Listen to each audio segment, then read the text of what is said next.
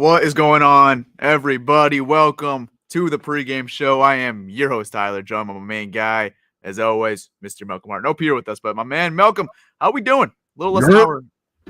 yerp. What's going on, man? Yo, I'm here. It is game day. I'm a little sick, but hey, I think this dub is gonna make me feel a lot better. Oh, Let's yeah. go. Yeah. Let's go. It's the best medicine, right? A Lions victory on a Sunday at 1 o'clock. Can't ask for anything better. Revenge game. God damn it. This Right. is a revenge game. Do anybody know why it's a revenge game? I know people probably know. Yeah, we lost last year, but this is personal. Like Jordan would say, this is personal. This is personal to me. Why? Because I flew out last year. Yeah, I flew out last year to Detroit, spent tons of money on a nice hotel, nice seats in the flights. Just We to get a had a good dinner. good dinner. Yeah, that shit was awesome, man. Good dinner. Just to get an L. That shit ruined my whole flight back. I ain't say shit. I ain't say shit to nobody. My wife would try to cheer me up. It's just a game. It's just a game. No, god damn it. It's more than just a game. It's more than a game. Yeah, we had a good time though. Beforehand we had a great time, and then after the fact, it was a depressing. We walked back, because it was depressing, man. Very It was very tough. depressing walk back. But that's in the past. We're talking about the present right now. We're talking about the 2023 Detroit Lions, the brand new Lions that I like to say. It's Barry Day. His statue officially got unveiled yesterday outside of Ford Field. So, that's out the question. The Lions are winning today. We'll do that all when we're talking about their picks and everything. But before we talk about the Lions, I just want to get very quickly college football. Did you watch any of it yesterday? I in the very middle. Very, Did very you little watch bit of prime time in the Colorado Buffs yesterday? I saw that was a very good close game. I've lost money because I picked the spread. It was like 24 points Colorado. They fucked up my money. Yeah. I thought Prime was gonna take it personal, but it looked like the other team took it personal. Well, yeah, you're right. The spread they were not even close to covering, but that game was freaking bonkers. Stayed up until 2 a.m. to watch that game because obviously it's Mountain Time, 2 hours behind us Eastern Time people.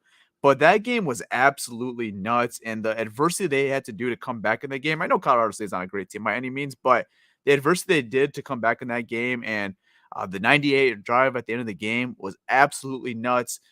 The Sanders boys had an absolute day. Dion, both his sons, his son had a pick six on the defense side of the ball. His son on the offense side of the ball was great. I mean, it was an absolute great game from the Buffs. And man, they've been a very fun team to watch these first 3 weeks of college football. They made college football very, very fun to watch for me. Very, very fun, man. I mean, what Prime is doing to that Colorado team is amazing. Yeah. Do you think they have a shot to sneak into the playoffs? I don't, just because it's only the 4-team one still. Maybe Yeah. if it was like that 12-team like one, they're gonna adapt very soon. I think they would have a shot. But with the 4-team, I think they have a lot. And I think next week is gonna be a very, very big test for them with playing Oregon. That's a Pac-12 team with them. Yeah. That's a ranked team. So obviously they took care of business for TCU week 1. I want to see how they're gonna look next week versus Oregon, and it looks like their best player or one of their best players not going to be in that game, Travis Hunter, because he suffered an injury in that first half. Oh, he did. Yeah, Wow. he played both sides. He played both sides of the ball, right? He plays a corner and wide receiver, and he's unbelievable. That's just high school type shit. That's high school type stuff, man. I've actually never seen that before, even in high school. I've seen high school play both sides of the trenches. Like if you're a defensive lineman, offensive lineman, I don't think I've ever seen two skill players like play corner and wide receiver. That is so fatiguing to your body. It is, yeah. It's very fatigued. Wow. But that's gonna be a big blow to them for the couple weeks that he's gonna miss, and it sucks because you want to see him playing a big rivalry game versus Oregon. But overall, a great game to watch, and just a fun team to watch. Like I said, they made college football fun much for me this year. I've enjoyed the Buffs. Yeah, me too.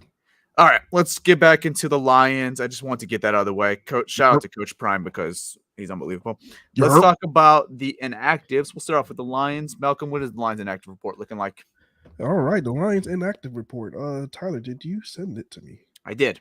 Oh, you did? Okay, yeah. So for Lions, we have cornerback Emmanuel Mosley. He is out. Cornerback Stephen Gilmore. He is out. Taylor Decker. He is out. Defensive lineman is Isaiah Buggs. 2 weeks in a row. That's a tough one. He's inactive again. And then we have defensive lineman Broderick Martin, the rookie. He is inactive. Healthy scratch. Some other notes to go with the Lions injury report. Josh Pascal placed on injury reserve, so obviously he's going to be out for a minimum of 4 weeks. So he suffered an injury on, I believe, Thursday or Friday in practice. So He got placed on IR. They signed Chase Lucas to the 53-man roster, and they also elevated Coyote Ashika from the practice squad, and he is activated today. Also, they placed Khalil Dorsey on injured reserve, so they actually have an open roster spot right now that they could use for next week's game. They'll probably address that Let filling me next week. let me ask you, man. Isaiah Bugs 2 weeks in a row, man. A healthy scratch. Does that shock you? A little bit, I think with Pascal going on IR, I thought he would be one of the guys activated, but it looks like they're going with Romeo Quar instead. So it looks like Romeo's ahead of the depth chart instead of Isaiah Bugs, which I guess is not a huge shock. I think like you knew they were going to have one of them active, but I thought they'd maybe go a little more depth on the defensive tackle side with maybe Bugs, especially for a team like Seattle who really likes to run the ball a lot. I thought maybe they want to get another big guy in there. So a little shocked, a little shocked. Yeah, same here, man. I thought he would have bounced back and be at least in the rotation this week, but wow. Yeah, so he's not in there. Broderick Martin, obviously that's expected. Gilmore, that's expected. Mosley with the injury is expected. And everything else I think was expected. Bugs, yeah, a little bit of a surprise. All right, so we got Seahawks, man. Who we have? Yeah, for the Seahawks, so officially tackle Charles Cross is officially inactive, which kind of like we expected in our pregame show. Europe. Linebacker Devin Bush, safety Jamal Adams, linebacker Boye Mafe, guard McClendon Curtis. We got guard Ben Brown, and we got defensive end Mike Morris from Michigan, who is inactive for this game for the Seahawks. So some crucial interest here in the Seattle. It's official that both their tackles are going to be missing this game. Abraham Lucas got placed on IR earlier this week, and now we got the official word that Charles Cross is going to be out for this game, which meaning that the Seattle Seahawks are going to start 2 backup offensive tackles in this game. Wow, and that also means they did ever elevated Peters off the practice Peters squad? is not playing. Yeah, he's not elevated. Wow. Okay, so they look like they're just rolling with the backups. Yep, that's what they're going with this week. So, I mean, Yeah. obviously, we talked about in our pregame show with Stone Forsythe, and the guy's just not having much experience out there. So, I mean, that's going to be a very interesting matchup for the Lions. I want to talk about our O-line situation though, because now that we know officially Taylor Decker's out, when we did our pregame show, I think we kind of just automatically plugged in Matt Nelson at that right tackle spot, assuming Panay is going to go to left tackle. I want to ask you the question, though. I know you're dying. I saw you were blowing your nose. Sorry. But now that we got the official word, there was some talk that maybe Vaitai goes to tackle. You put in Glasgow at guard. What is your ideal situation today on the offense line with no Taylor Decker? I mean, I think what they should do is just roll with your best 5. And for me, what I would do, I would rotate Panay to the left side, and then have Jonah as your left guard. You have Ragnow as your center, and then as far as your right guard, you slide in Glasgow there, and then you'll put in Halapute Vaitai, who's very accustomed to playing right tackle. I think he's played better right tackle than left tackle, so you put him back in the right tackle and have him go from there. That's what I would do, because I think Halapute Vaitai is a better tackle than Matt Nelson. I think Matt Nelson will just be a liability. You'll be constantly trying to double team the edge guy. I mean, you pretty much your tight end would be just be used as a blocker mainly if you're gonna go that route with Matt Nelson, because he's gonna need help. Matt Nelson's gonna need help all game. So I would just put Vaitai, who was phenomenal last week as a guard. So that's what I would do. So that's where I'm a little vice versa from you, because like Vaitai was so good for me at guard, I would almost want to stick him out there and see what Matt Nelson can do at right tackle. Now, if it gets a little itchy and they're getting pressures consistently on Matt Nelson, maybe you switch it up in the second quarter, or even a halftime adjustment, and you do what you just said. You slide in Glasgow at that right guard spot, and maybe you put Vaitai at the right tackle spot. But for me, it's just like, I don't want to switch up too much of what will happen. I think our O-line's kind of intact. You're already moving Panay to the left side. I think this should be really the only big adjustment that you got here, because now you're talking about 3 adjustments. You've got a new left tackle, a new right guard, and a new right tackle. And as far as Vaitai, it's not that I even necessarily think that he's a huge upgrade over Nelson at right tackle. I mean, he just hasn't played the position that much. He's got comfortable at guard, especially the last 3 years since Campbell's came in here. They moved him to guard in 2021 when Campbell got here. Obviously missed all of season last year. He was placed on IR with the back surgery. And then this year, like you said, in that Chiefs game, I mean, obviously very small sample size, but very, very good. And arguably the best offensive lineman in that game for us was Vaitai. So I don't know how much you want to switch around with him. His position, do you want to put him at the tackle? Do you want to put him at guard? It's going to be an interesting thing to see. I think for sure that we could both agree on that Panay should be a left tackle, no doubt about it. I don't think you should put Matt Nelson on Jared Goff's blind side. Definitely not. That's a definitely not. He definitely Right. want to put him on his blind side. No. Yeah. Now, what they do with the tackle situation, that's gonna be something to keep up with. We might get an update as we're recording, and if that does happen, like we get one of the beat guys reporting on like what they're doing in pregame, we will update it. But for me, I'm gonna go a little different than you. I prefer Matt Nelson at the right tackle spot for starting the game. If it gets itchy, then like I said, maybe you can make those adjustments at the second quarter or halftime. So he's going Matt Nelson. I'm I'm going going how Matt to Nelson at right tackle. tie. We'll see what happens, man. We'll see. I see your strategy though. Like it definitely makes sense. I mean, only ones that didn't make sense to me when I'm seeing on Twitter and Instagram is when people say don't put Penny at left tackle. I'm like, are you kidding me? You want Matt Nelson at left tackle? You are out of your damn mind if you want Matt Nelson at left tackle. Those people don't play football. They never played football before, and they don't understand the concept of the offensive line and how important the left tackle is. So All right. they don't get it. You can't just plug and play a guy at left tackle that, I mean, Matt Nelson historically at left tackle has been brutal, but at right tackle, he's been okay, like when he's gotten the opportunity. So, Yeah, with help. with help, yes. Yeah, if you put him there, expect a lot of help. Yeah. But I think if you put Halapute Vaitai there, I think it'll minimize the need of help. Help, If you right. put Halapute Vaitai there, then have Graham as your, I think that's the best 5. So if they go that route, that's your best 5. Yeah, we'll see. I think something that's nice about this matchup too is there's not really necessarily anyone that really scares you on the Seattle D line. Like you're not going against like a Nick Bosa or a TJ Watt. Like there's not that one very big scary player where like you have to like double team him on every play. So you feel a little bit better. Like the Taylor Decker injury sucks. You obviously don't want change on your offensive line, but I think it's doable, especially for this matchup with not having Decker. Yeah, I think we'll survive. I agree. I saw. All right. Let's talk about this Lions defense very quickly. Yep. So obviously we mentioned a little bit with no Isaiah Bugs. What are you expecting today from the defensive side of the ball? Who do you think has a big role? our ends. I think those guys are gonna put a lot of pressure on Geno today. I almost feel bad for Geno, but then you looking at Pete Carroll. I think Pete Carroll is a mastermind of masking flaws. I want to see how he does with this. Is he going to just roll with the quick passing game? Is he going to try to get Geno out the pocket so at least he buys him time to make plays? I want to see what Pete Carroll does, man. I'm really excited to see that because I think Pete Carroll is a mastermind at masking flaws. Yeah, I know you said it in our pregame show where obviously the tackles for Seattle went out in that Rams game last week with Lucas and Charles Cross. And, they just didn't adjust well. Like, obviously it wasn't good. But you mentioned the pregame shows. Like now that they're prepared, they know they're going into the game without no Cross or not having Lucas. How are they going to look?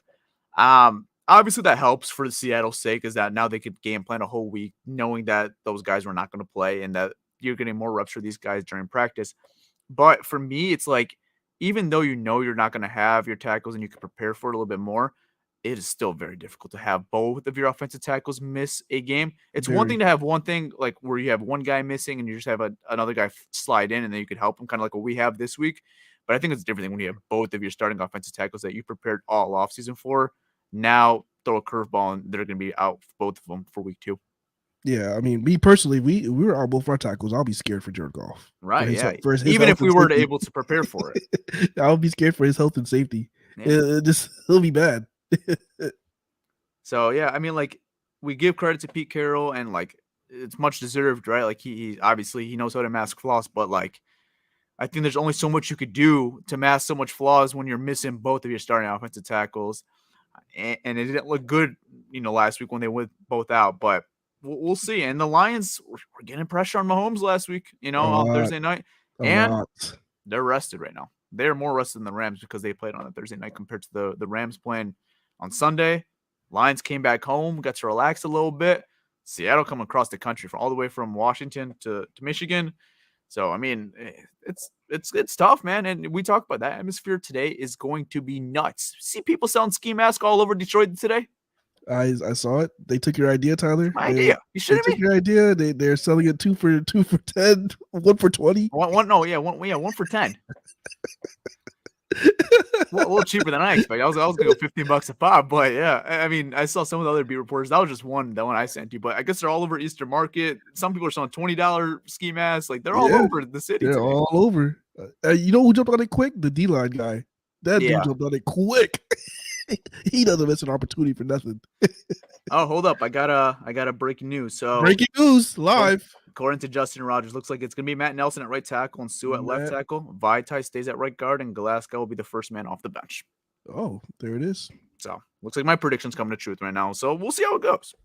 We'll see. We'll see, man. I mean, they obviously it sounds like Matt Nelson had a good week of practicing. Hopefully, right? Yeah, that's what it seemed like. Because they said they were trying a lot of combinations, right? And they were going to roll the best one. So I guess this was the best combination for them. I'm excited. I mean, tamper that. I'm excited to see how it looks. Right? Just excited for the game in general. All right. We talked about this Lions defense. We talked about the O-line. Let's do some predictions. Let's do some locks. Let's get out of here and let's enjoy some Lions football. Whoa. I'm going to tell you like I told my wife. Don't disrespect my Lions like that. You would now call them the undefeated Lions team, goddammit. The brand new undefeated Lions, ski mask, villains, Lions, whatever the hell you want to call them. My wife texted me, does the Lions play today? I was like, whoa. You don't disrespect my team like this. You will call them the undefeated Lions team, goddammit. And she said, you know what, bye. I hope we get another week to say that. Hope we get another week. All right.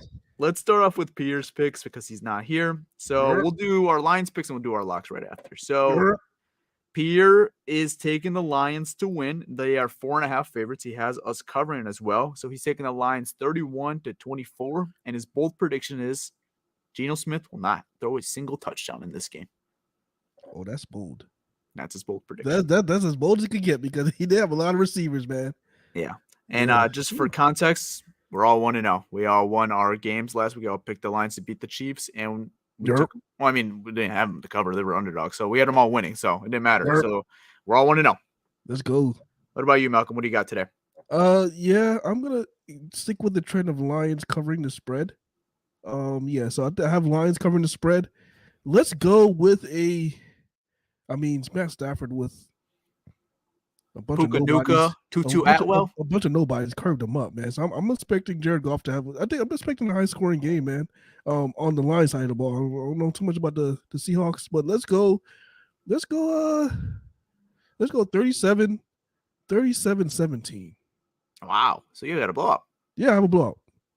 I like it. I said double-digit victory in our pregame. I tweeted it. So I'm going with you. Not that big, but I got a 31-21 victory. So right at the margin, I said double digits. I said we're going to win by double digits. So that is my pick today. What's your bold prediction? My bold prediction. Oh shit. I said I'll think about one. Let's go with Jahmyr Gibbs. We'll have 100 receiving yards and 100 rushing yards today. Hey, obviously we didn't really mention this. Well, no Khalil Dorsey. He was our kick returner, obviously in that Chiefs game, and now he's on IR. Craig Reynolds and Jahmyr Gibbs were taking some reps at kick return today. Oh. So maybe Jahmyr Gibbs gets a kick return touchdown? The kick return touchdown?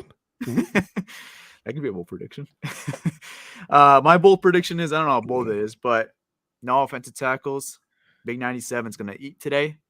3+ sacks. 3+ sacks? 3+ sacks. That's not bold.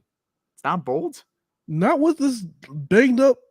You playing 5 sacks. 5 sacks. 5 sacks. Okay, that's come on. I don't know. 5 sacks, but Aiden Hutchinson playing tackle against me is going to get 3 sacks.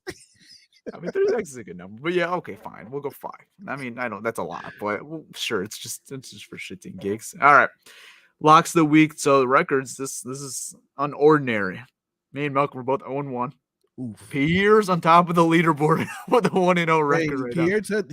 He said he's taking this year personal. He did. Hey, but we said there's a lot of fluke week ones. It should be a fluke, but whatever. All right, Pierre is going with Miami Dolphins on Sunday Football to cover a 2.5 spread. That is that's a good one, man. Shit, that's a good one. He might be 2-0, man. That's his lock. What about you, Malcolm? What do you got? I have the San Francisco 49ers over the Rams -7. -7. Lock that shit up. That's in Santa Clara too. Yeah, they're playing in San Francisco. It's their home opener. So, yeah. That could happen. I don't see those receivers doing that to San Fran. There's no way. As good as Matthew Stafford is, I feel bad. I mean, Matthew Stafford always struggles against the 49ers anyway. It's always like a struggle when he plays them. Yeah, and I don't even know if it's I don't know if he's playing or not, but I saw he was questionable. Is the guy that went off? The guy who made his debut, Puka. Yeah. Is his name Puka Nuka? I feel I like I'm don't saying it wrong, but I don't. that's definitely wrong. Sounds just as close as the player he is. I mean, where did he come from? Puka Noosh. It's something like that. It's Puka. His name is Puka. Yeah, he might not play. I heard he's dealing with an oblique injury. So, I mean, we'll see. I mean, if he's not playing, they're really slim on the receiving core. Obviously, Cooper Kupp's on IR, so he's still out. So, Then you have Tutu. I don't hate that pick. I don't hate that pick for the the Niners -7 over the Rams. You know, when Cooper Kupp comes back and that rookie are playing together, I think they're going to be a good team. Yeah, I think they're going to have a good receiving core at that point. I think between him and Cooper Kupp, unless week 1 was a fluke. I mean, you never know. But he showed flashes that he could be really good, especially if you pair him with Cooper Kupp. I think they'll be really good. Matthew Stafford's a quarterback. Shoot, I think they have something. We'll see, yeah. And Atwell looked good too in that game. They're finally getting him more involved in the offense. So he's gonna be the only thing they have today. Yeah, the thing with Tutu, man, he just has to stay healthy, dude. That guy is skinnier than me. And he's tiny. Yeah, he's tiny. He's skinnier than me. He's like what, 5'2"? Come on, dude. He's not 5'2". He's not 5'2". I don't mess with him, but he's short. Like 5'9", 142, I think, something like that. It's something crazy. Yeah. All right. My lock of the week. Looking for a bounce back week for me and this team, the New York Giants. They got absolutely embarrassed on Sunday Night Football versus the Dallas Cowboys. Lost 40-0. Damn, you picking them? They're playing the Cardinals this week. They're playing the Cardinals, the worst team ever. 4.5 favorites. They're at home. I'm taking the Giants. Come on, man. That they have to bounce back. I think they're a better team than what we saw on Sunday Football. I mean, shoot, the Cardinals kind of messed up my spread last week, so I mean. Well, they played another shitty team, the Commanders. They played another shitty team. Well, I mean, who knows? Maybe they're playing against another shitty team today. Yeah, possible. I want to see the Giants. I really, truly believe that they are better than what we saw in that Sunday night game. I mean, they were a playoff team last year. You think it was a raid? You think it was a raid that got to them?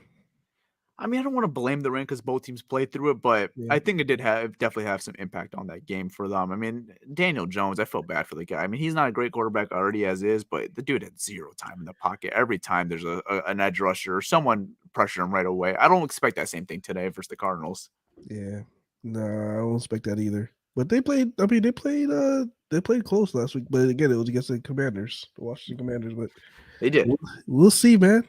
Hopefully, you come out with the dub. Right, yeah, let's all pick up a dub, except for Pierre, because I can't deal with Pierre doing 2-0. That just doesn't sound right for Lions. He's taking it personal. For Lions, Pierre knows his shit. I can't take Pierre being 2-0 in locks. That would just be ridiculous. I can just hear him doing that Jordan speech. He's like, "Yeah, that's all I needed to make it very personal for me." All right, y'all. Malcolm, you got anything else to add on this game before we head out of here? Man, we're 2-0. We're about to be 2-0, man. We're about to celebrate a Lions dub, man. Yo, everybody in Detroit, I want to see the ski masks. I can't wait to turn on TV see all the ski masks, man. That's what I can't wait to see right now. But man, everybody that's at the game, everybody that's watching the game, man, enjoy yourself, man. I can see us being 2-0. This is a great feeling, man. When last time it was 2-0? Was it 2011? No, it wasn't that long ago. Do you count 2019? They were 2-0-1. No. No, you don't count that? No, I don't count that because the one that pissed me off. That was the first game of the season, right? That was the Cardinals? Yeah, the Cardinals. Oh, fuck no. No. You don't count that. No, that was a game that we screwed up. Because we're winning and then we let Cliff. Yeah, that was his debut too. Him and Kyler's debut. Cliff and Kyler Murray come back and no, that doesn't count. 2017 started 2-0. We did? Yeah. How do you have this memory? Just remember this shit. Beat the Cardinals and then beat the Giants on Monday Night Football. Yeah. So we should have been 3-0 if we didn't get the freaking Golden Tate 10-second runoff bullshit. Yeah.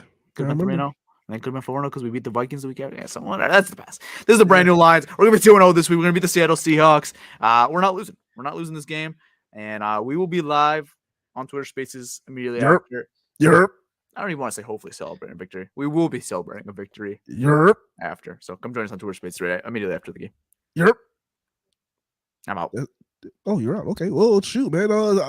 Yo, I'll see y'all later. I'll see y'all at the game. Let's go. Let's go Lions. Let's go Lions. Let's go Lions. Let's go Lions.